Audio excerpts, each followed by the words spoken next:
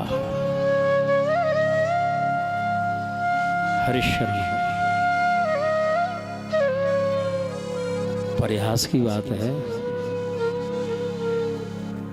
बुरा तो नहीं माने, कह दे ना। श्री हरि आज्ञा होगी तो ही कहेंगे, अला झूठी बात है वैसे। बोलिए वृंदावन। बता दे महाराज, आप लोग ही बताते हैं ज्यादातर। पंडित जी महाराज बता रहे थे, ये ग्रह तो नवग्रह ही होते हैं, जैसे सोम मंगल बुध 7 ये और राहु केतु है ना, 9 हो गए ना। लेकिन एक 10वां भी होता है और ये कन्या राशि के ऊपर स्थित होता है। जामाता 10वां गृह। श्री हरि बोलिए भक्तवत्सल की जय। हाँ, अपने घर कितने भी संपन्न हो फिर भी देना पड़ेगा कि नहीं। बेटी को द्वैता कहते हैं। सारे जीवन माता पिता का दोहन करे। विवाह के समय भी कितना खर्चा सामान के साथ विदा करते हैं, लेकिन जब जब आवेगी बिना दिए विदा नहीं कर सकते आप। उन्हीं करके देख लेना एक बार। कितने उलाने सुनने पड़ेंगे फिर। साफ कहेंगी कि एक सूट तक का तो कपड़ा दिया नहीं गया था। कहा करेगा तुम्हारे ये तो प्रयास की बात है, सच्चाई है। मेरे पूज्य गुरुदेव कहा करते हैं, देखिए पुत्र जो होता है, पुत्र के ऊपर एक पिता के कुल का भार होता है। और ये आवश्यक नहीं कि अपने पुत्रत्व धर्म को ठीक ठीक निभाए, बहुत कम होते हैं।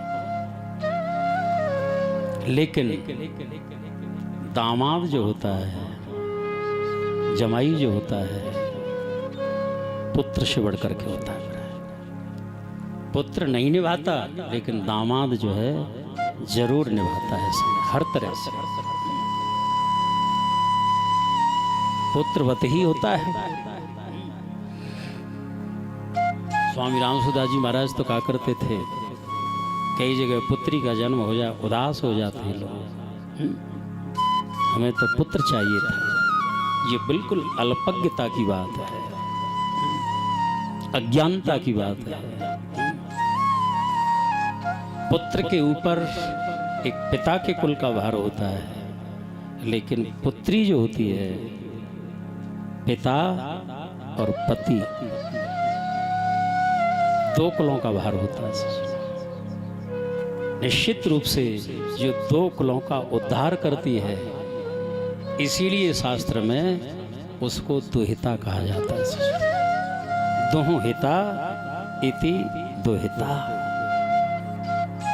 और आजन्म निभाती है वो। पुत्री तो है ही, और पुत्री के माध्यम से जो पुत्र मिलता है, जो दामाद है, वहाँ पर किसी प्रकार का अभाव मन में कमी का नहीं रखना चाहिए कि ये कमी है। व्यवहार में भी देखा जाता है,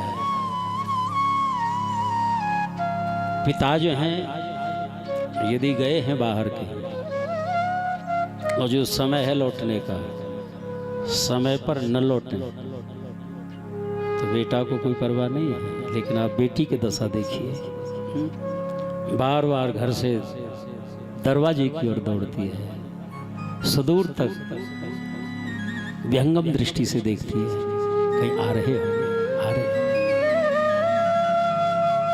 अधिक प्रेम होने के नाते नकारात्मक भी विचार उसके गले से नीचे नहीं उतरता। चिंता में क्यों नहीं आए, क्या कारण है? हरिशरणों मनुष्य के जीवन में सबसे बड़ी यदि कोई विपत्ति की घड़ी होती है, संकट की घड़ी होती है, तो देखा जाता है इस जगत में पिता के सामने युवान पुत्र का निधन। इससे बड़ी घटना क्या हो सकती है? लेकिन ऐसी घटना होने पर भी पिता जो है अपने हृदय को पाषाण बना लेता है और खुल कर के रो नहीं पाता। भगवत विधान मान करके स्वीकार कर लेता है कि मेरे रोने से होना ही क्या है, जो अवश्यम भावी था वो हो गया, अब क्या करूं। अपने धैर्य को साध लेता है जैसे भी। लेकिन उसी पिता की जब पुत्री की विदाई होती है विवाह के समय, देखिए आप, वही पिता निर्लज्ज होकर के और भरे समाज में रुदन करता है, रोता है। और उस बेटी को भी केवल पिता की ही चिंता होती है। जाते समय आँख फाड़ फाड़ करके देखती मेरे पिता कहाँ खड़े हैं, पता नहीं। और जाते जाते भी माँ को बार बार समझा बुझा करके, माँ मेरे पिताजी का ध्यान रखना, मेरे पिताजी को किसी प्रकार का कष्ट अवश्य ध्यान रखना। हाँ, पिता और पुत्री का बहुत ही पवित्र आत्मीय विशुद्ध संबंध होता है। और कई जगह तो ऐसा देखा जाता है जिस पुत्री के पिता न हो सजनों, और उस पुत्री की जो विदाई होती है, क्या दशा होती है उस पुत्री की, कितनी तरस जाती है, तड़प जाती है पिता की याद में।